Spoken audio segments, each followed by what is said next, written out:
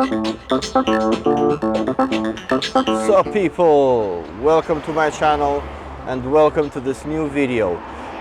It's been quite a while in the making, and I've taken a few weeks off, firstly because I wanted to really make this as good as I can, because the subject matter is really a bit more special than what I had previously.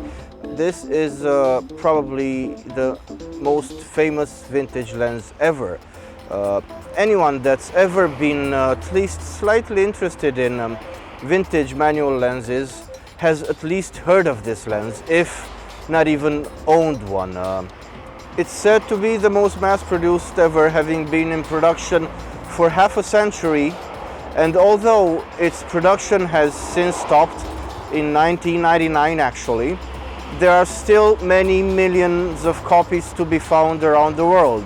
It has been produced in many different bodies at different factories and had many options even among the same version. The Helios 44 is a copy of the famous Zeiss Biotar.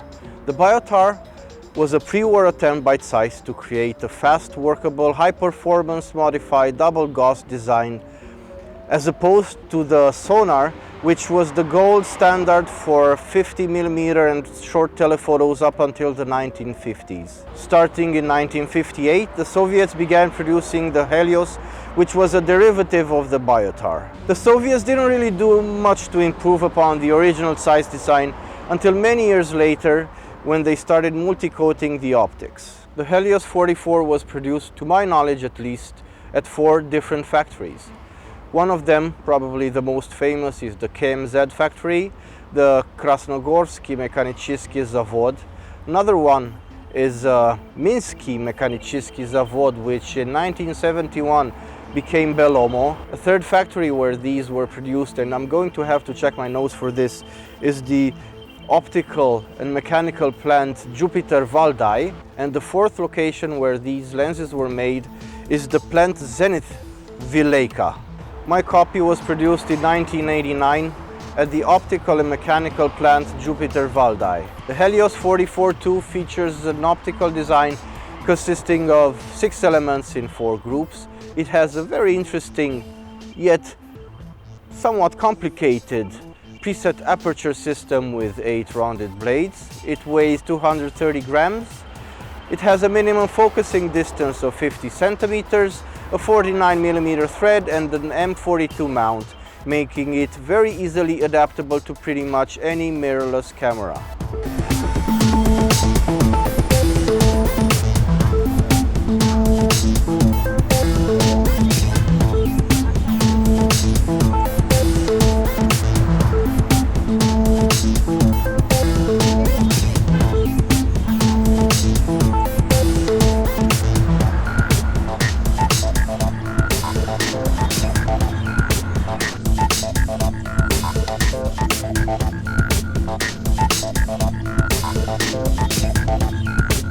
Yeah, I just had to get myself a beer, so cheers.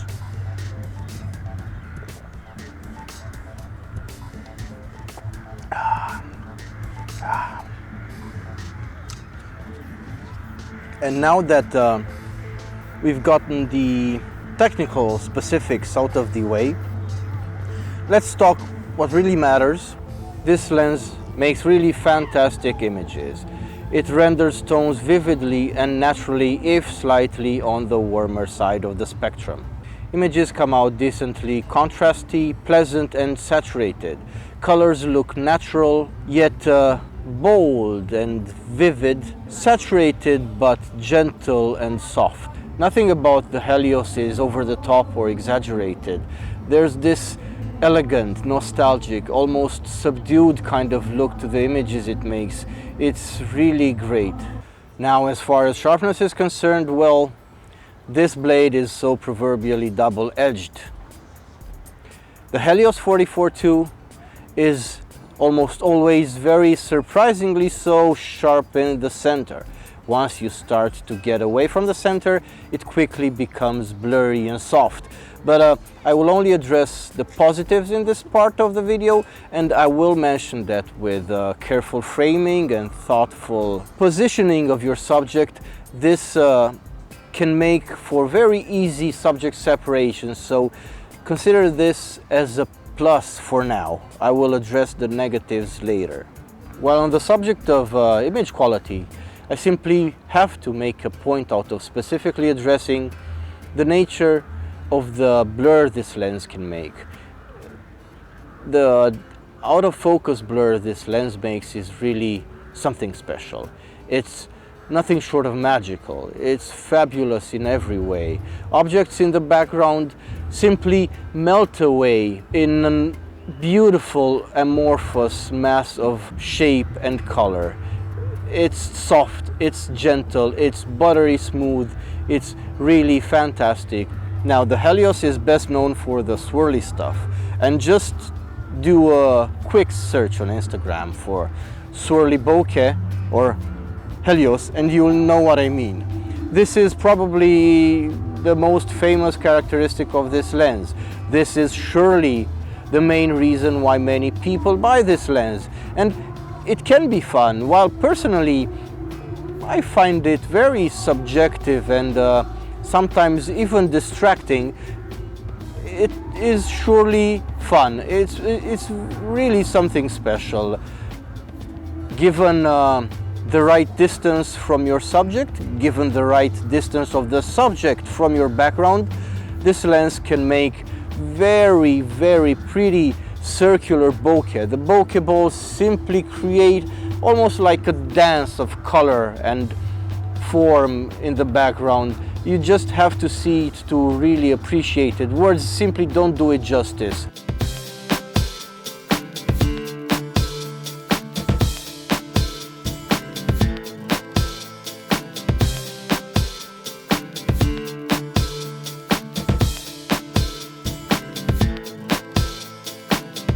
Now, on the subject of build quality, the Helios 44 has a generally bad reputation as far as quality control is concerned.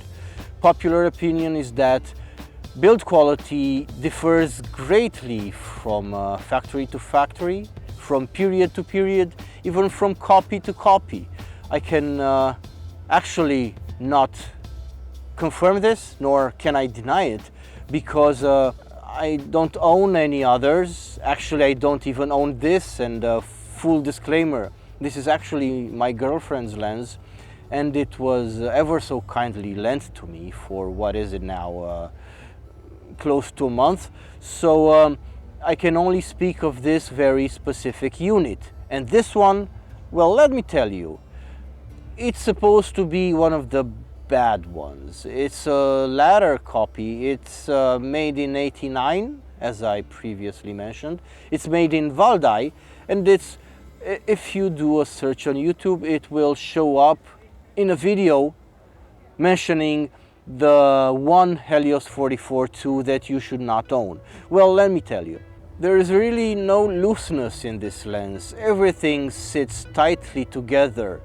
The preset aperture ring clicks very nicely, while the other aperture ring and the focusing ring turn smoothly and precisely. There is no give, there is no bumps, there are no bumps, there is no, really nothing to complain about my particular copy. Now, let me quickly address what I think are the main flaws of this lens.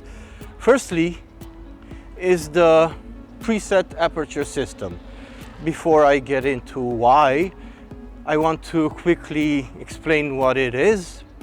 It's a system in which you set your aperture in two ways, well, rather in two steps. Firstly, you use the frontmost clicked preset aperture ring, you turn it, and thereby you set the maximum limit the aperture ring can turn to, So let's say you set your preset aperture ring to f4. Now the clickless aperture ring will only ever be able to go from 2.8 down to f4. So while in the days of film this was a very useful tool, allowing you to focus easily by having a fully open aperture and then quickly stopping down your clickless aperture ring. In the days of digital, I find it only hinders, well, me specifically in my work. And how does it do that? Well, twofold. Firstly, you never really know what aperture setting you're at because it's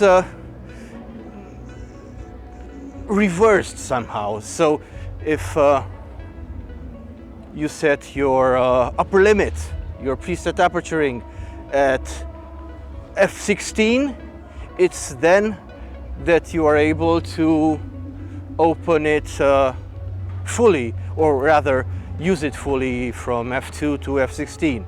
But if you set it to f4, as I said, you can only use it from 2.8 to f4, and anything in between is a guess. You have no way of really knowing what's your precise aperture setting. And while this can be, well, I mean, the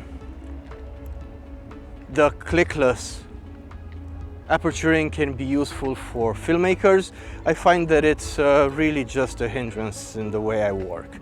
Secondly, it's very easily bumped out of place being clickless. So I will just stroll by and very lightly hit the ring or just touch it with anything really, and it's suddenly out of place. Then I'll go and take a picture and oh my god, I'm all the way close to f16. So I only find disadvantages to this system. Onwards now to the second thing and the main thing I really dislike about this lens. Hopefully the music down there is not too much. And the thing I really dislike about this lens, and the one thing that's keeping me from probably ever owning one, I'm talking about the really soft corners, or rather the really soft everything but the centers. I know I can stop the lens down, and if I do stop the lens down, let's say, even starting from f4, and even more so at 5.6 and f8, it gets sufficiently sharp. I wouldn't go around shooting landscapes or anything requiring critical sharpness, like, I don't know, architecture shots, or you get my drift. I wouldn't use it for corner-to-corner sharpness. So I am aware this lens gets better sharpness stop down. However, I'm of the very impertinent variety of lens users that really likes their lenses to be at least decently good at everything. I know, the nerve, right? But I do own lenses like that. I do own lenses that are good wide open, that are good close down, that are good up close, that are good at infinity, that handle well, that look well, that do pretty much everything well. So I would like all my lenses to be like this, and the Helios 44 is pretty much a one-trick pony. It does the things that it does really well, but these things are very few. I would say center sharpness and the quality of the bokeh and background blur. That would be pretty much it. It's an excellent lens for portraits, but as far as I'm concerned, not much else really.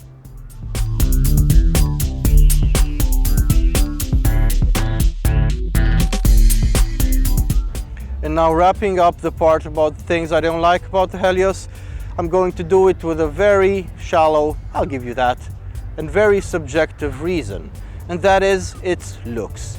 I really, really dislike its looks. The way it looks on the camera, I really, really have to emphasize that.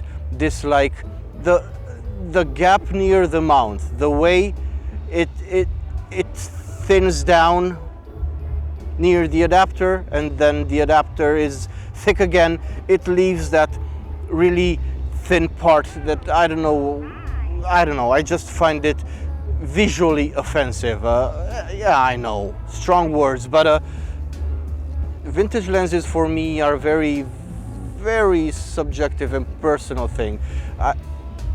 I'm going to admit I like looking at them. Yeah, weird, I know, right?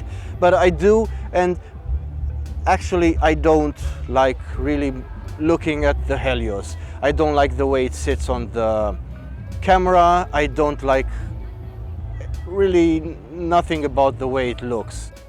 Now, hoping this has been an enjoyable and worthwhile watch for you, I'm going to leave you here. This video was pretty long in the making. It's the best researched and the best produced video I've ever did, so hopefully this will come across in the final product. I'm just going to kindly ask you to consider subscribing, consider liking this video, consider using the Buy Me a Coffee link down in the description to support me any way you see fit or find worthwhile. This has been Radu. This has been the review of the Helios 44-2. Until next time, be well. Be well.